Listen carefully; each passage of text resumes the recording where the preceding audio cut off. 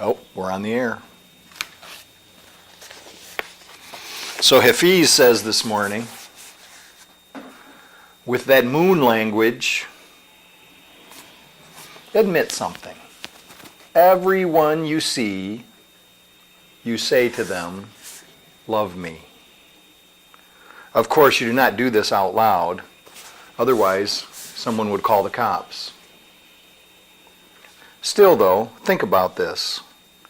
This great pull in us to connect. Why not become the one who lives with a full moon in each eye? That is always saying, with that sweet moon language, what every other eye in this world is dying to hear.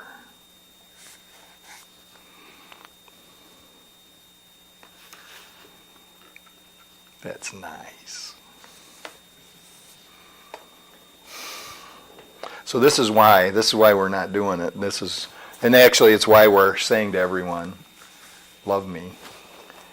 Because we've become separated. We've thought we've become separated. And that leads to this question. What is the body? What is that thing that has become separated? And what the Course has to say about it is that the body is a fence. The body is a fence that the Son of God imagines he has built to separate parts of his self from other parts. So it's a barrier. We built a wall around ourselves.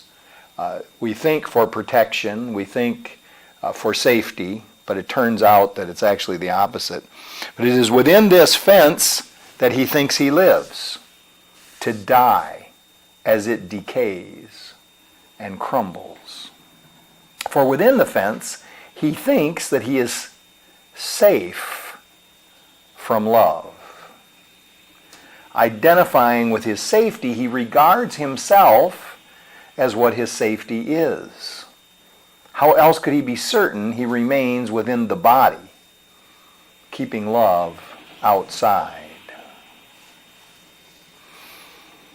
So we imagine ourselves in a body, in a room, in a building, in a neighborhood, in a city, in a state, in a country, on the planet Earth, in the solar system, part of a galaxy, in a great universe. And the body is what is supposed to be designed to keep us safe from all of the dangers that are around all of those other things that we perceive. But it says the body will not stay. Yet this he sees as double safety, for the Son of God's impermanence is proof that his fence works. It is proof that it does the task his mind assigns to it.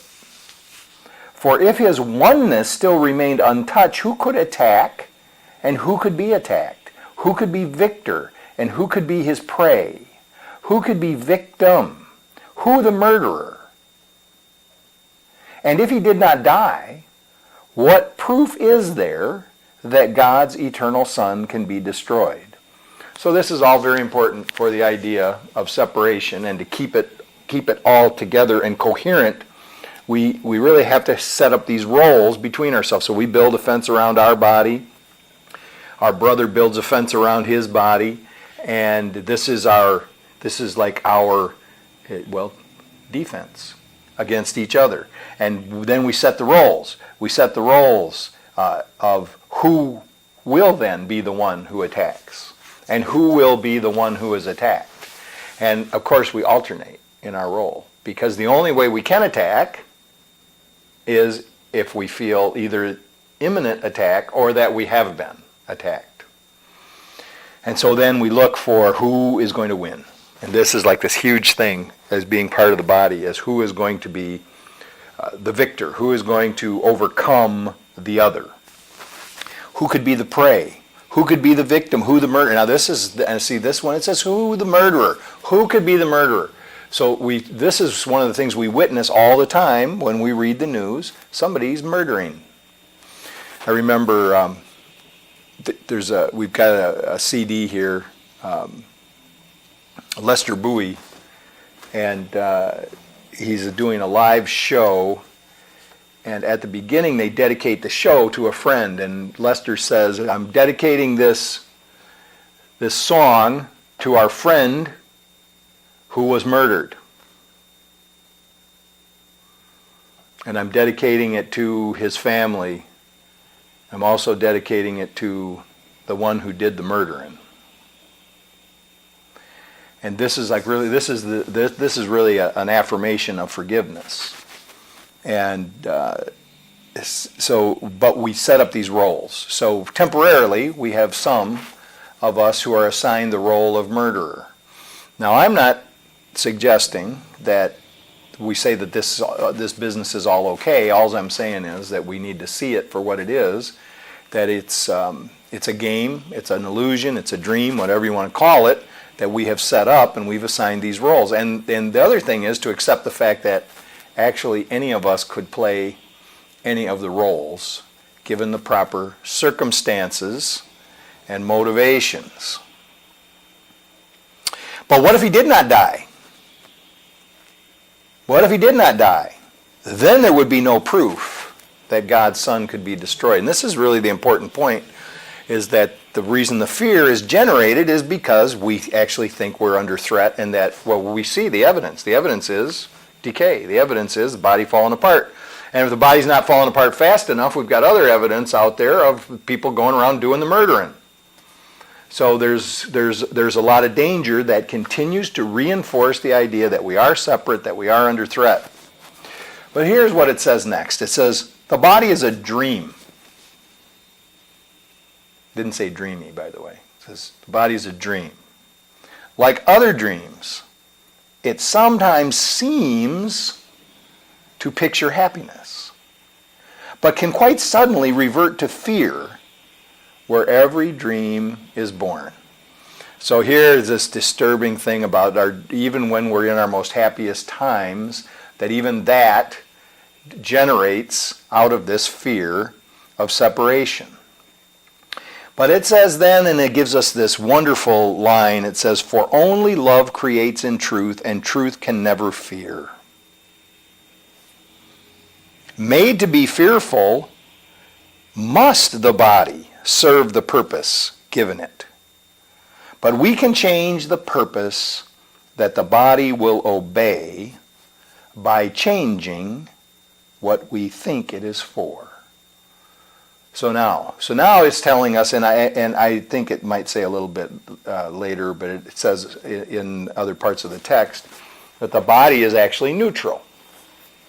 And it will follow the instructions that we give it. It will follow the instructions of mind.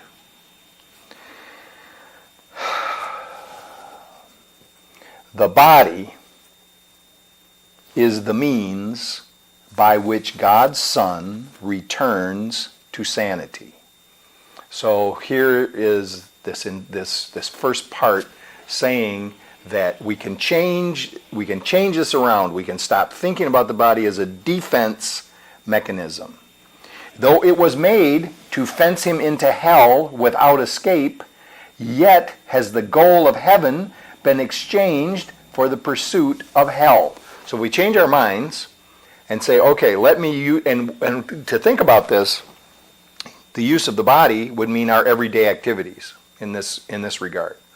In our everyday activities. So we use the body, whatever we do, wherever we go, we change the pursuit. We change the goal. We change the mission from being a mission of getting what the body thinks it needs to giving what it really needs.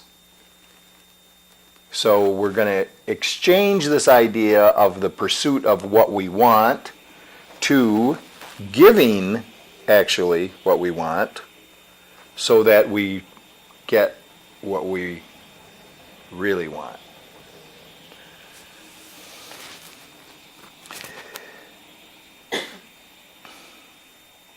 The Son of God extends his hand to reach his brother and to help him walk along the road with him.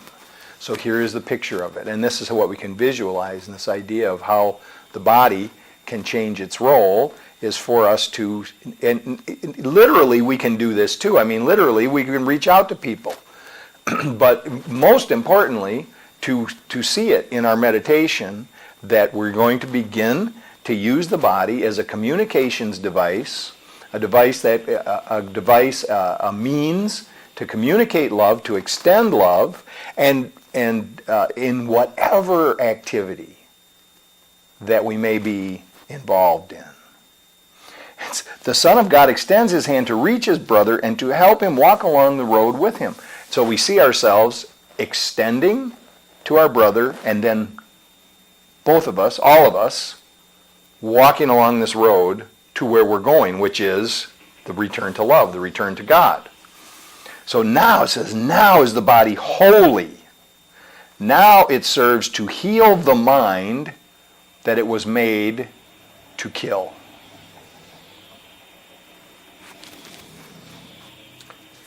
You will identify with what you think will make you safe. Whatever it may be, you will believe that it is one with you. But your safety lies in truth, not in lies.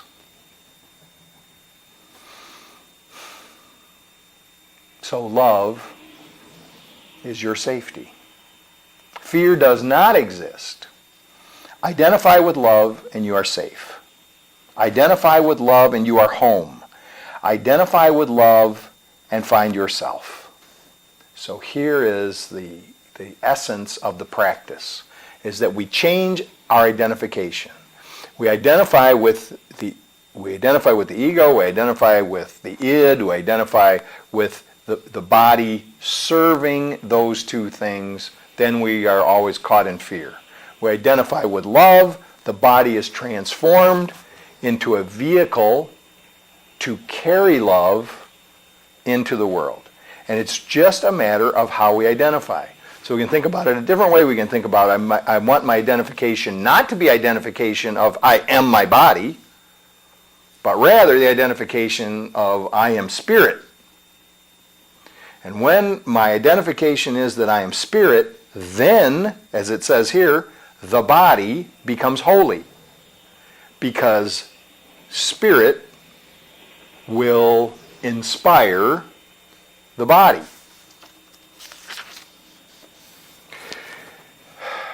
Identifying with spirit, knowing that the body is not our real home, we start to understand that God is our refuge and our security. We identify with this idea of, instead of seeking I need this amount of money to be secure, instead of saying I need this particular life situation to happen in order for me to feel like I'm fulfilled, we start to have this idea that if I can just return to love, if I can just turn my mind around to feel the presence of God, identify with what I think is refuge and security, I will behold myself where I perceive my strength. If I remember that my strength is in God, then I can be free. I can open myself up. It says, I think that I live within a citadel where I'm safe and cannot be attacked. We know that when we think we live in the body, that we feel like we can be attacked. So let me seek not security in danger, nor attempt to find my peace in murderous attack. I live in God. In Him I find my refuge and my strength. In Him is my identity. In Him is everlasting peace. And only there will I remember who I really am.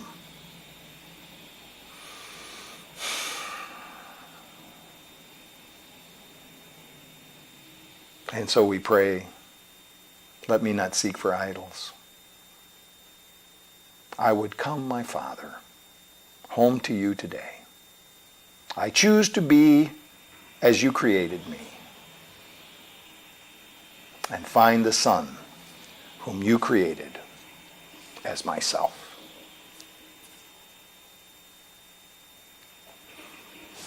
It's enough.